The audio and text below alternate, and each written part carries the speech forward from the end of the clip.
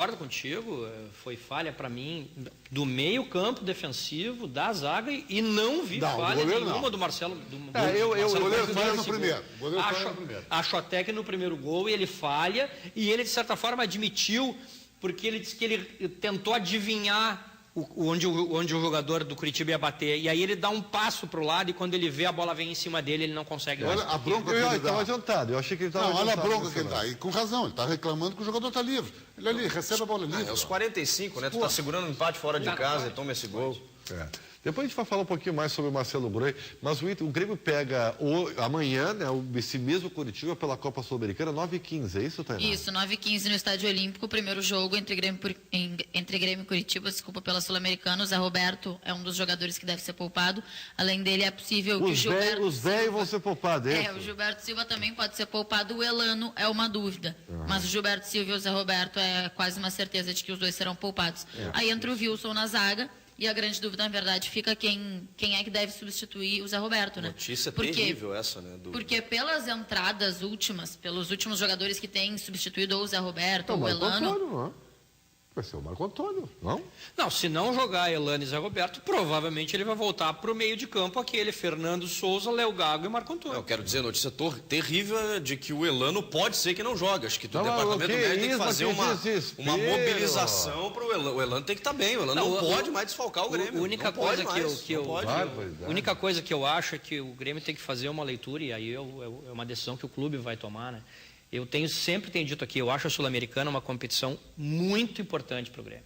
É uma competição que não só lhe daria a vaga para a Libertadores, e isso para mim é o menos importante, mas é uma competição que lhe permitiria, em ganhando, voltar a ganhar um título importante e voltar ao cenário internacional, que faz tempo que o Grêmio não... É informação, Homero. O Grêmio vai tratar a Sul-Americana com a devida importância. Eu tenho certeza disso, e por isso eu imagino que para que... Assim, né? Não, mas é que aí é que está, Ribeiro, talvez eles estejam sendo poupados porque há um temor de que, especialmente o Zé Roberto, se entrar, pode esticar.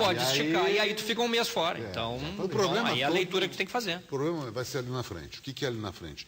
É quando começa essa simultaneidade de jogos atrapalhar a boa campanha do brasileiro. Porque é evidente que o Grêmio tem uma boa campanha. Porque quando tu vai jogar contra o Curitiba, em Porto Alegre ou em Curitiba, tu administra. Mas quando tiver que jogar no interior do Peru, no interior da Venezuela... Que é a Sul-Americana. É a Sul-Americana. Aí começa a refletir. Tu vai abrir mão de alguma coisa. E aí entra a questão do plantel, né? Se tu estiver bem na Sul-Americana, tu vai abrir mão do brasileiro. E daí tu começa a não pontuar com a mesma frequência que está pontuando. Tu não tem grupo. O Grêmio não tem grupo para chegar. O Grêmio tem que aproveitar, ele tem e sempre falando em tese, em hipótese, ele tem agora uma sequência bastante boa de jogos no Campeonato Brasileiro. Ele pega a Bahia, ele pega a Ponte Preta, ele pega a Portuguesa, ele pega alguns jogos, Figueirense, dá pra pontuar bem. Jogos bons para pontuar nessa reta final do primeiro turno. Que a Sul-Americana são 10 joguinhos, né? 10 jogos. São 5 adversários. É um atalho fantástico. Daqueles, né? Só para eu completar, Ribeiro, porque eu estava falando que o jogador que mais tem entrado durante as partidas no lugar do Zé Roberto é o Marquinhos. Então eu acredito que, de repente, não por característica, de repente o Marco Antônio, como você disse, tem mais característica, mas o Marquinhos é o jogador que tem entrado durante as partidas no lugar do Zé Roberto, e não o Marco Antônio. O Marco Antônio até ficou fora do banco por algumas oportunidades, agora voltou a ser relacionado, mas não tem entrado muito durante o jogo. Mas, Tainá, eu acho que o Marquinhos tem mais características próximas do Zé Roberto que o Marco Antônio do Zé Roberto.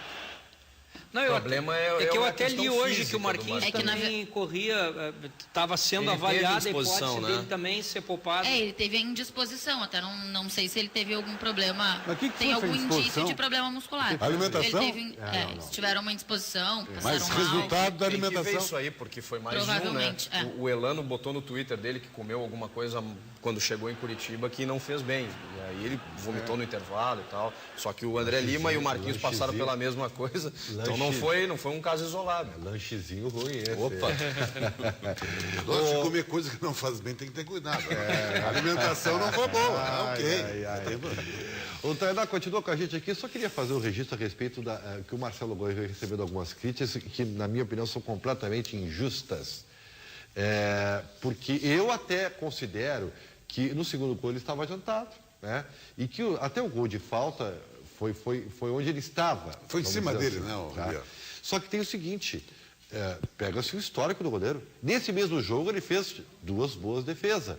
É claro que eu sei que tem que comparar, porque o Vitor ontem teve uma grande atuação pelo Atlético Mineiro contra o Fluminense. E aí tu somatiza, né? Agora, muita calma, vamos deixar um pouquinho o folclore de lado, tá? E a gente tem que ter uma certa responsabilidade quando se fala.